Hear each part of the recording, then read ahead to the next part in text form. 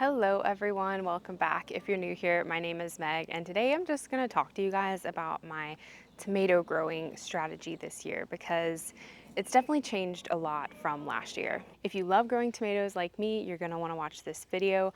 But if you're a small space or balcony gardener, you're especially going to want to watch this video. I have always loved tomatoes. I love eating them. I love preserving them. I just love tomato season, but I haven't always loved growing them. I don't really love how they grow more specifically. And what I mean by that is, you know how at the end of the season where your tomato plants are just so large, they're so unruly, you're having trouble trellising them, you're having trouble even keeping them contained, and they're a nuisance. One year I had a tomato plant get so large, it was my black cherry tomato, it got so large, I think it was like 8 or 9 feet tall. I had to use a ladder to harvest the ones at the very top, and it just wasn't ideal. I am someone that loves simplicity in my garden. I love trellises, but I want them to be simple.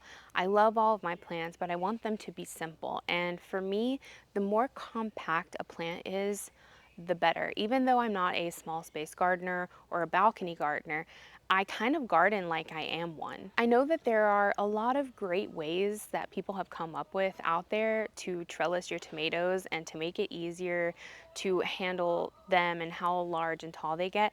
But again, I said I'm a simple woman. I don't want to have to construct this large contraption like a Florida weave or whatever else in my garden to be able to grow tomatoes. First of all, it's just, I don't know, I'm a lazy gardener. I don't want to do it. Second of all, I don't really like the way that it looks. I like just a simple wooden stake, just a simple wooden stake. That is my vibe. The more manageable that a plant is, the better for me. And so far, tomatoes have not been that kind of plant for me until very recently.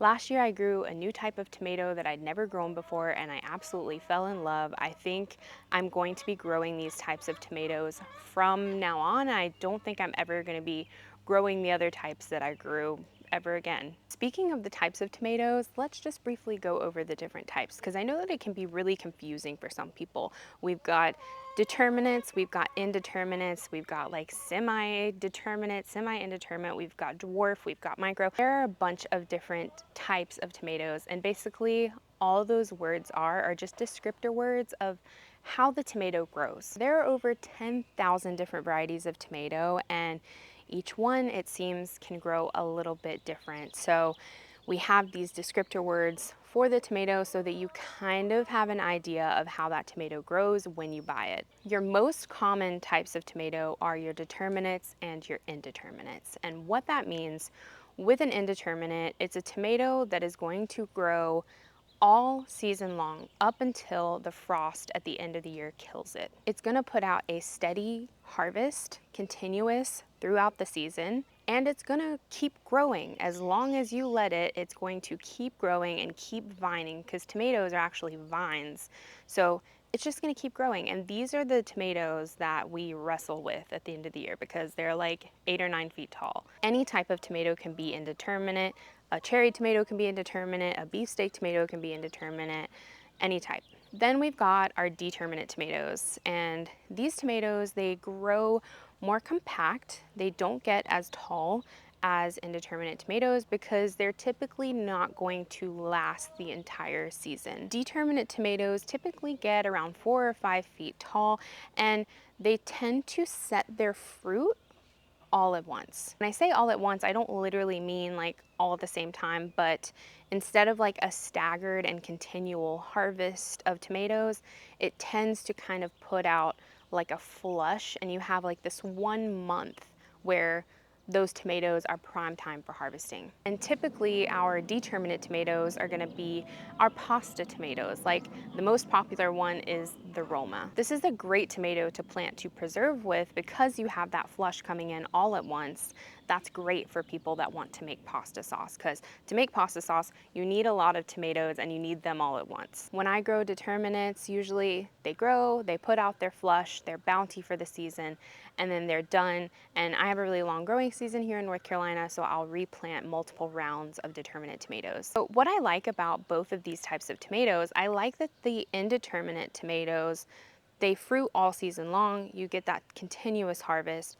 But I like that the determinate tomatoes are compact and they're shorter and they're more easy to manage because they're not growing to crazy lengths. And there's a group of tomato enthusiasts that kind of thought the same thing. So they all sat down and they were like, we're gonna create the world's perfect tomato, and it's gonna be a dwarf indeterminate tomato. And they're calling it the Dwarf Tomato Project. Last year, I grew 3 different varieties of dwarf indeterminate tomatoes in my greenhouse, and I fell in love because while those were staying neat and tidy and they were producing a ton of beautiful, delicious tomatoes in my greenhouse, my indeterminates outside were giving me an absolute headache, and I just ripped them out. I ripped them out when they became too unmanageable for me, and I continued to harvest from my dwarf indeterminates. I also grew another type that I'd never grown before, and that's a micro tomato. So micro tomatoes, they're even smaller than dwarf indeterminates.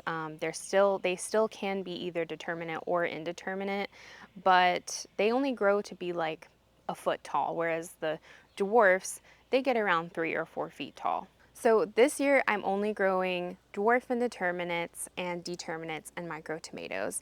And this is what I am calling Tomato Alley. This is my very long and skinny Birdies bed, and I just thought I'm gonna plant tomatoes all along here to kind of create like a wall. That would be kind of cool. In this wall, I'm growing a few varieties that I've already grown, but then I am testing some new varieties this year, and there's another part of the garden that I'll show you where I'm testing even more, because even with the dwarf indeterminates, each variety grows differently, and you can kind of see that here.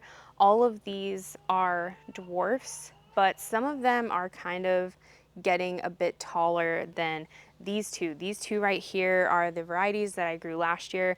They're extremely bushy, they're extremely compact, and you can see that with their growth pattern. There's not much space in these two between leaves, which is what makes them so compact, whereas these other ones, they're still dwarves, and I still don't expect them to exceed these poles, but they're just growing a little bit longer than these two are. These two in the front, these are 2 Romas, so these are determinates, and I'm letting them take the front. This one is Glacier Bush. This is a seed from Botanical Interests. I think this is the only dwarf tomato that they have. You guys know I love Botanical Interests. I'm working with Epic Gardening. I've actually messaged Kevin and I've told him, you guys need to get some more dwarf varieties in the store because they're amazing. So I know that they're like introducing some new seeds, so maybe they're working on it. I hope so. These 2 bushy ones here that I grew last year, and they're currently my favorite tomatoes ever. We have Rosella Purple and Purple Prince. They're both purple tomatoes. They both they taste exactly like Cherokee Purple, which was one of my favorite indeterminate varieties before I stopped growing them. But these are very comparable. They pretty much taste the exact same. I tasted them side by side last year, and I was like, I don't see a difference. The difference is negligible. So these are great if you like Cherokee Purple, but you want a dwarf variety. And back here is a new variety to me this year. It's called Antho Pink Panther, and I cannot remember for the life of me where I got these seeds right now. I will put it on the screen. It's supposed to be a very beautiful striped kind of variety, medium-sized tomato. I'm really excited to see how these turn out. So far, they are growing like they're dwarfs, but again, they're kind of a little bit less bushy than the Purple Prince and the Rosella Purple. The only thing I'm doing to trellis these tomatoes, the only thing I'm going to have to do all season is just the simple, cheap wooden stake. I think I get these from my local garden center for like 70 cents or something per stake, and I'm just using twine to tie them to the stakes. Over in this bed, I have some other dwarfs that I just planted, so I've kind of packed them very tightly together. I haven't added the stakes yet, but I'm going to soon. I started these a little bit later than the other ones just because I like to kind of succession sow my tomatoes. Here in North Carolina, we have such a long growing season, so we can kind of get away with that. The micro tomato, I have one of them growing in my green stalk. This is the orange hat tomato. It is a tiny, cute little micro tomato. Micro tomatoes only get to be about, or this specific variety only gets to be about 9 inches tall. It is putting out tomatoes. Look at all of these tomatoes for how tiny this little plant is. Looks like it's about to put out some more up here. Go ahead and give it a little tomato tickle. These are gonna be ready to harvest soon, but I just think that this is the cutest little tomato plant. I think it's perfect for a balcony gardener. As you can see, it doesn't have that big of a space here in the green stalk, and it's doing great. Actually, everything in my green stalk is doing great. Shout out to green stalk. This is the first year I've ever used one of these, and I'm really loving it. Another variety of micro tomato that I'm growing is this Veranda Red variety. This is from Birdies Seeds, and it is already putting out a bunch of little tomatoes as well. And look at how short and compact it is. I would so much rather grow this any day rather than a huge Indeterminate. You guys, I was gonna tell you the varieties of all of those tomatoes, but my camera started overheating and it's just really hot out here right now. And it's unfortunately the only time that I can film today. I was trying to get a video squeezed in. So I moved to the shade, and I'm just going to tell you the varieties out of my seed book. A seed company that is new to me this year that I ordered quite a few different varieties from is Gary Ibsen's Tomato Fest heirloom tomato seeds, and they're certified organic. They have a ton of different dwarf varieties on their site, so I suggest checking those out if you're interested in growing dwarfs. I bought a lot of their seeds, and I'm not sure if I'm going to trial all of them this year because I kind of went a little bit wild and bought so many, but the ones that I have are Amish Gold, Dwarf Katydid, Dwarf Beauty King, Dwarf Firebird Sweet, Sweet Scarlet Dwarf, and Dwarf Purple Heart.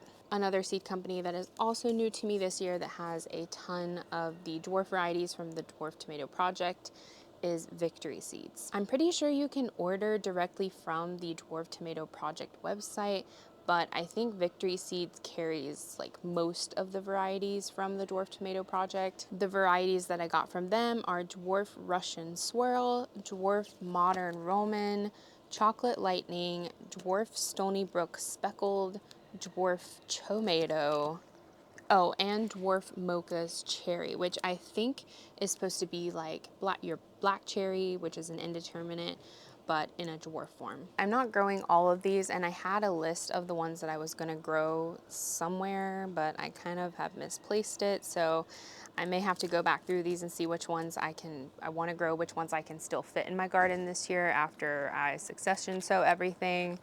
But yeah, that's what's going on in my garden this year. That is my tomato strategy. Let me know in the comments if you guys are team Indeterminate, team Determinate, or team Dwarf Indeterminate, or team whatever. And also let me know your favorite variety of dwarf tomatoes in the comments if you grow them. I hope you learned something from this video, and if you did, please give it a thumbs up and consider subscribing. And don't forget to follow me on Instagram, TikTok, and Facebook. Happy tomato growing this year, and I'll see you guys in the next one. Bye!